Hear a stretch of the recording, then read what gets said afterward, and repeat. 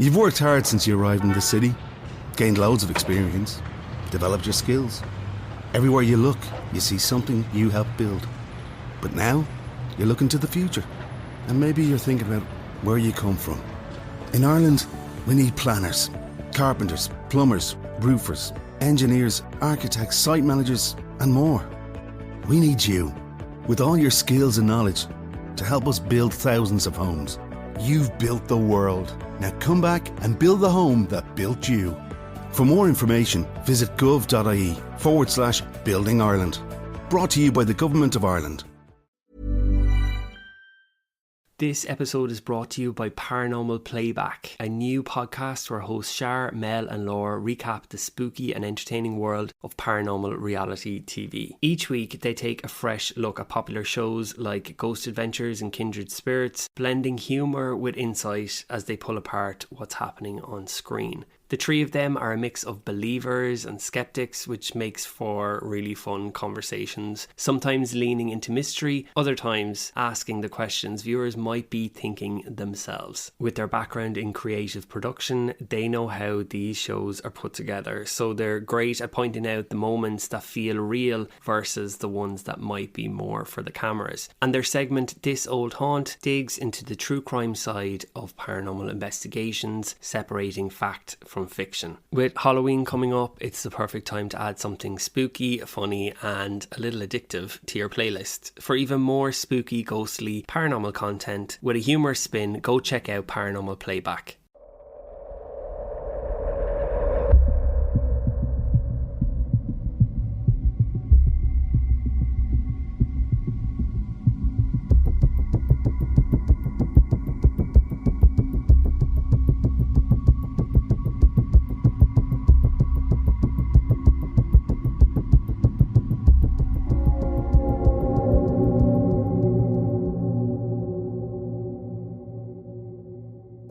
Hello listeners and welcome back to another episode of Scary.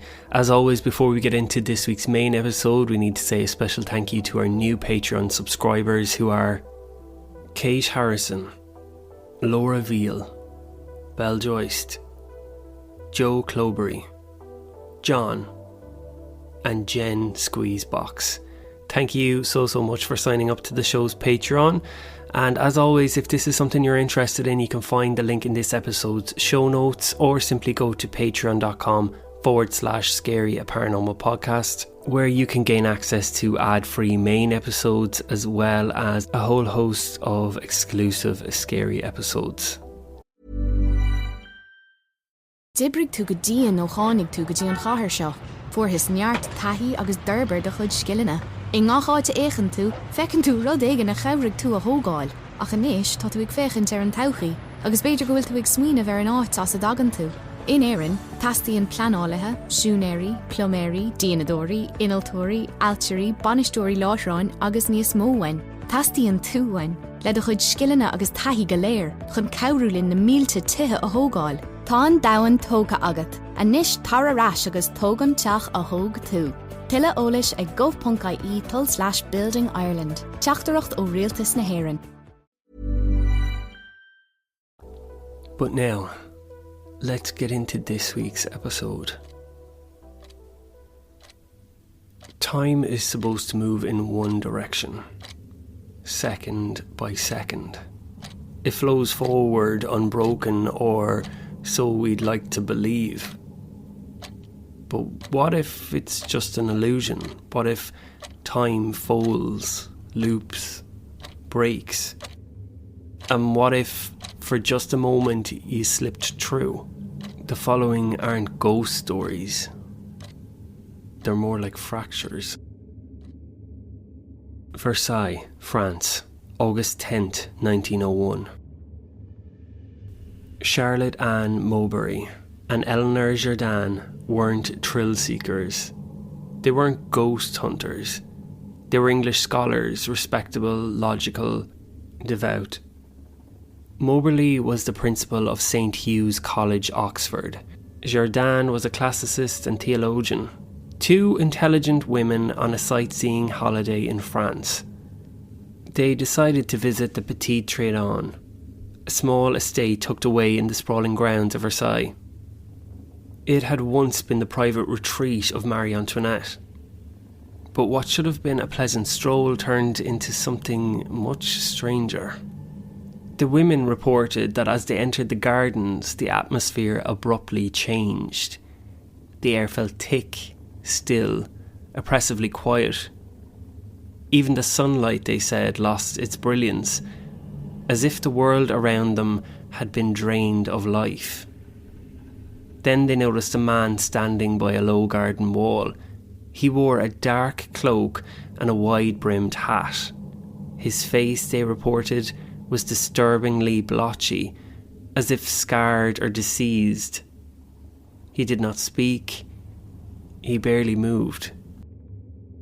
As they continued along the path, they became increasingly uneasy. They both reported a sense of being watched, followed, or somehow guided, though no one else seemed to be around them. Jourdan recalled seeing a cottage that wasn't marked on the map. A woman leaned out of the doorway handing a jug to a small girl. She noted that their clothing was bizarrely old-fashioned, out of sync for the 21st century.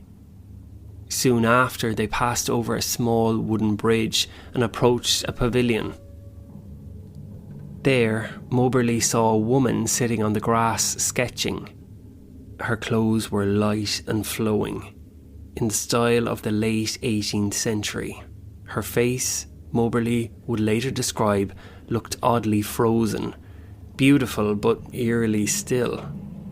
She reported an overwhelming sense that this woman was not truly present, almost as if she were an image suspended in time. Then came the final encounter, one that haunted them both. Standing near the Temple of Love, they saw another woman. This one stood slightly turned, gazing towards them. Her gown was pale green, her hair powdered and elaborately arranged. Moberly believed the woman was none other than Marie Antoinette herself, drawn in her final years before the revolution swept her world away. The women would later write that they did not speak to her. In fact, they spoke to nobody. The entire experience felt like moving through a silent, staged dream, as if they were intruding on a memory that did not belong to them. Moments later, the oppressive atmosphere lifted. The colours returned. The garden was filled again with sounds of birds, tourists and voices. The spell had been broken. They said nothing at first, unsure how to explain what had happened, but days later they began to compare notes. Their descriptions matched, down to the paths they had walked and the faces that they had seen, and the more they researched, the more troubling it became. The layout of the Petit Trianon they described did not match the grounds in 1901, but they did match archived maps from the 1770s. The clothing they reported seeing, tricorn hats, powdered wigs, pale muslin dresses, was historically accurate. And even more eerie, the date, August 10th, the very day back in 1792 the French monarchy was attacked. That Marie Antoinette's fate was sealed. In 1911 they published their account in a book titled An Adventure under pseudonyms. It sparked fascination and criticism, but neither woman ever recanted. They insisted until their deaths that what they saw was real. Not imagined, not hallucinated. They believed they had walked for a moment into the past. Was it a haunting, a hallucination, a slip in time? Time slips don't always take us into the past. Sometimes they show us what hasn't happened yet. 1935, Drem Airfield. Sir Victor Goddard, a decorated Royal Air Force officer, took off in a solo flight that would shake his understanding of reality. This wasn't a man prone to fantasy. Goddard was a logical thinker, disciplined, a career officer who would eventually rise to Air Marshal. one of the highest ranks in the RAF. But in that summer of 1935, he was still a wing commander, flying a Hawker Hart biplane from Andover in southern England to his base near Edinburgh. As he neared the halfway point of his journey, Goddard decided to fly over Drem Airfield, just east of Edinburgh, a place he had known during World War I. At the time, Drem was abandoned, derelict. The airfield had been left to rot after the war. Goddard reported seeing it from above, weeds overtaking the runways, hangars rusting, buildings collapsing under ivy and rain. A sad sight, but not unusual for the era. Then the weather turned. Suddenly and without warning, he was caught in a violent low-pressure storm. Dark clouds swirled around him, torrential rain battered the wings. He lost altitude. His plane shuddered as visibility dropped to near zero. He fought the controls, rising through the clouds, and emerged not into calm air, but into something stranger. A shaft of golden light pierced the sky, illuminating the airfield below once more, but Drem was no longer abandoned. What he saw from the cockpit didn't make sense. The runways were clean, manicured and freshly marked. 4 aircraft sat neatly outside the hangars, bright yellow training planes, of a type he didn't recognise. Mechanics in blue overalls moved swiftly around the planes, but that was the first sign something was off. In 1935, RAF mechanics wore brown, not blue. And the planes yellow? The RAF never painted its aircraft that colour, not then. The entire scene buzzed with activity. The base was fully operational, except it shouldn't have been. Goddard flew low, circling once. The men below didn't look up. No one reacted to the low-flying biplane overhead. It was as if he wasn't there at all. And then, as quickly as it had appeared, the vision dissolved. The storm snapped back and Goddard plunged once again into heavy rain and darkness. Shaken, he returned to base and tried to make sense of it. He never reported the incident officially. Who would have believed him? A vision of a future airbase with aircraft that didn't yet exist. But the story didn't end there, because 4 years later, in 1939, Drem Airfield was indeed reactivated. RAF training planes were painted bright yellow for visibility. Mechanics began wearing blue overalls, not brown. And the aircraft type he saw, previously unknown, became standard issue. Goddard had seen it all, 4 years before it happened. He later wrote about his experience, still baffled, in his memoir, Flight Towards Reality. And unlike many others who might doubt themselves over time, he never wavered. He stood by what he saw. Some skeptics have tried to explain it away as a hallucination brought on by stress or exhaustion during the storm. But those who knew Goddard described him as unshakable, methodical, and most importantly, not the type to mistake dreams for reality, especially not from the cockpit of a moving aircraft. So what happened that day over Drem? Did Victor Goddard pass through some temporal fold, a wrinkle in the sky? Was he shown a glimpse of something just waiting over the horizon? If so, why him? Suffolk, England, 1957. 3 boys were taking part in a map reading exercise. They were Royal Navy cadets, William Lang, Michael Crowley and Ray Baker, assigned to hike a rural route through Kersey, a small historic village in Suffolk. They were no more than 15 years old, trained to observe, to report, to think practically. This was a walk through the countryside, but what they encountered in Kersey would stay with them for the rest of their lives. The boys reported that as they neared the village, everything began to feel strangely quiet. The normal sounds of birds and wind faded away, the temperature dropped, and though it was mid-morning, the light seemed oddly flat, almost like a late winter afternoon. As they stepped onto the main street of the village, they immediately noticed that something wasn't right. There were no cars, no power lines, there were no people. They walked slowly, cautiously. The houses around them were all timber framed, centuries-old cottages, but what caught their attention was how well preserved they looked. Too clean, too perfectly aged.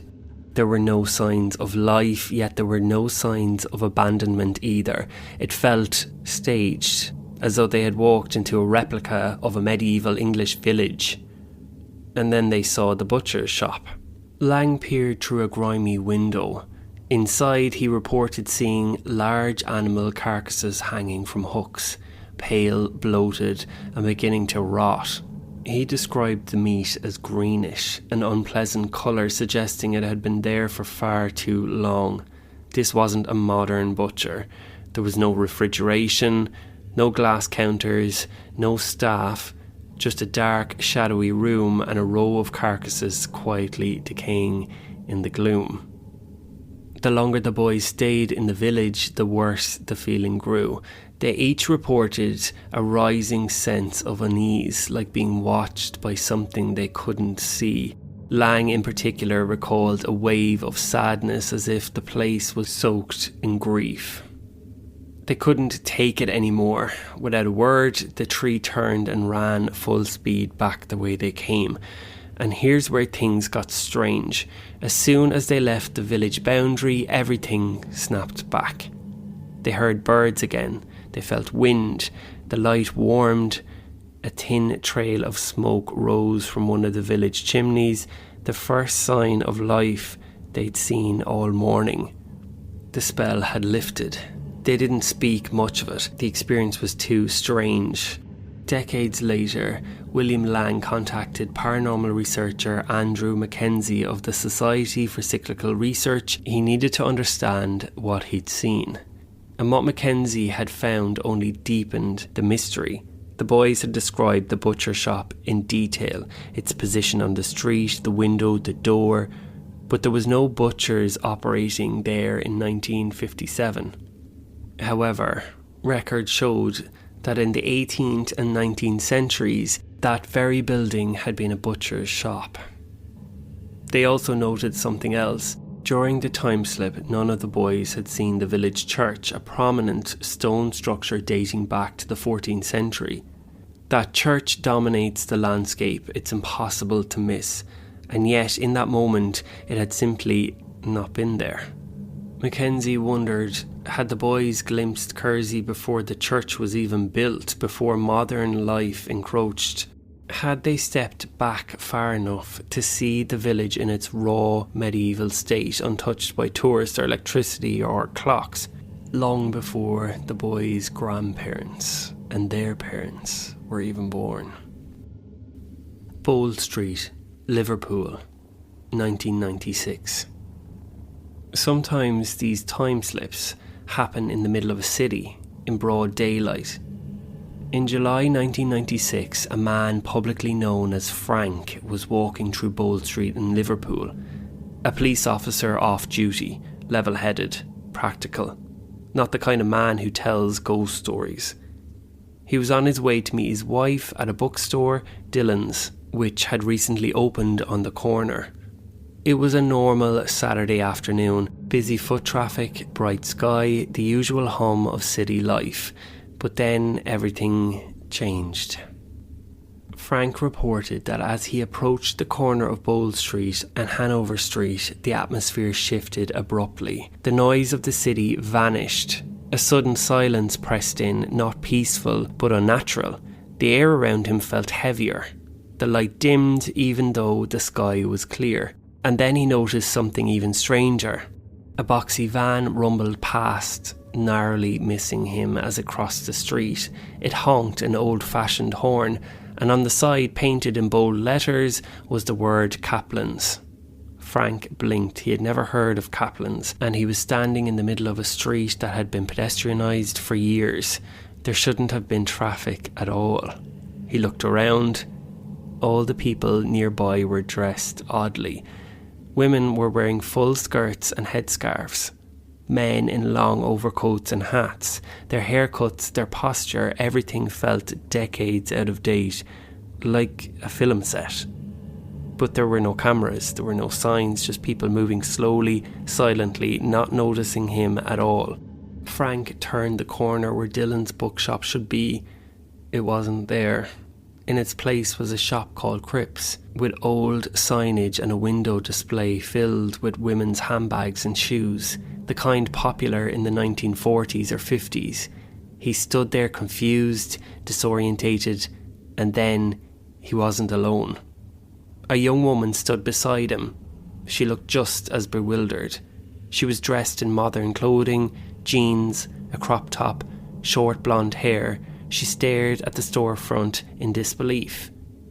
Then, without a word, she walked through the door of Cripps. Frank followed, and as he stepped through the entrance, everything changed. Fluorescent lights, bookshelves, posters in the window. Dylan's bookshop was there again, just as he remembered. The girl stood next to him wide-eyed. She turned to him and said, almost laughing, "That was strange. I thought this was a new clothes shop." And then she walked away.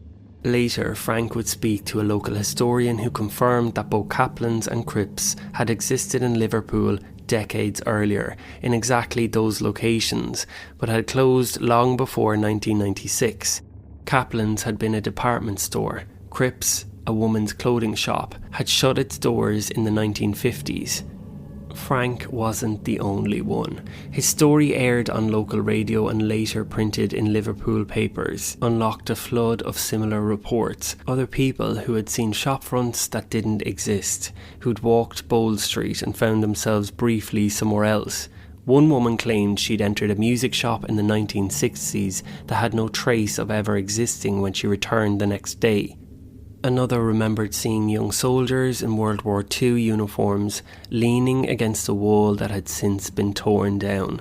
In each case, the feeling was the same: sudden silence, disorientation, clothing out of time, familiar streets made unfamiliar. And then, without warning, it ends. They come back.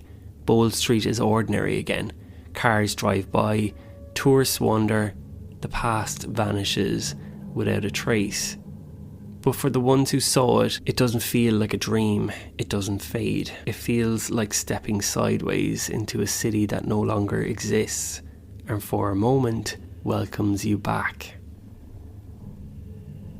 Montélimar region, France, 1979.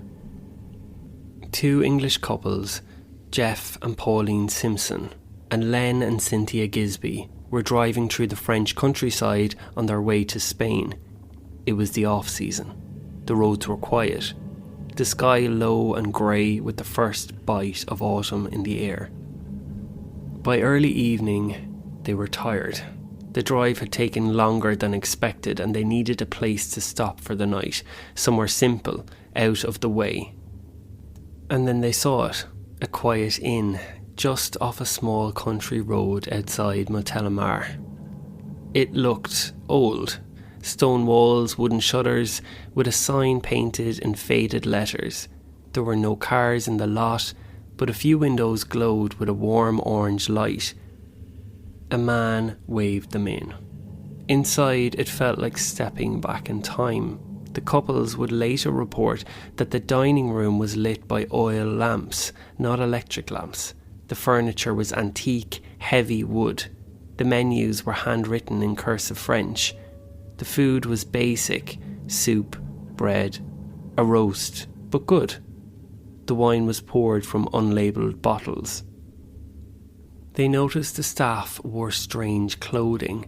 The proprietor in a high-collared jacket, his wife in a long skirt and apron. It felt quaint, charming. The kind of rustic hospitality you dream of finding by accident. They were offered 2 rooms upstairs, simple, spotless, with thick quilts and no modern features. No phones, no televisions, not even a bathroom in the room itself. But they were tired and it was warm. The couples slept well. At breakfast the next morning they paid in cash. The total bill, including dinner, rooms and breakfast for 4 people, just 19 francs. It seemed absurdly cheap, even for the late 1970s. Jeff made a joke about it. The innkeeper just smiled. They left a tip, thanked the couple, and drove off. 2 weeks later, on their return journey, they decided to find the hotel again. It had been such a lovely surprise. They thought it might become a favourite stop on future holidays, but the road didn't look the same. They retraced their route, drove it twice. No sign of the hotel. No sign of the painted sign. No side road. No stone building. No old man waving them in. They eventually stopped in a nearby village to ask if anybody knew of a small country inn on that stretch of road. No one did. They described it in detail, the architecture, the food, the clothing, and were met with blank stares. Back in England, they had their holiday photos developed. They remembered clearly taking pictures outside the hotel, the stone facade, the wooden shutters, the two couples smiling in front of the ivy-covered walls. But when they flipped through the photographs, those photos were missing. Not blurred, not faded, just gone. The negatives skipped numbers, as if the camera had never fired, as if the photos had never been taken. Jeff and Pauline went back years later. They tried again to find the hotel, even showed their notes to travel agents, local tourism boards. There was nothing. No one has ever found a trace of that building or the road they swore they took. Skeptics, of course, say they simply found a now closed inn and misremembered its location, that it's all coincidence, that memory is fragile. But all four people remember the same thing, the same food, same faces, and the same low price. Thank you for listening to this week's episode, and I hope you liked that collection of timeslip accounts and maybe of your own timeslip experience that you'd like me to narrate in the show. And if you do, you can send all your experiences to scaryaparanormalpodcast@gmail.com, and it just might get made into a future episode. Don't forget to press that follow button so you don't miss any future episodes, and join me next time for another episode of Scary.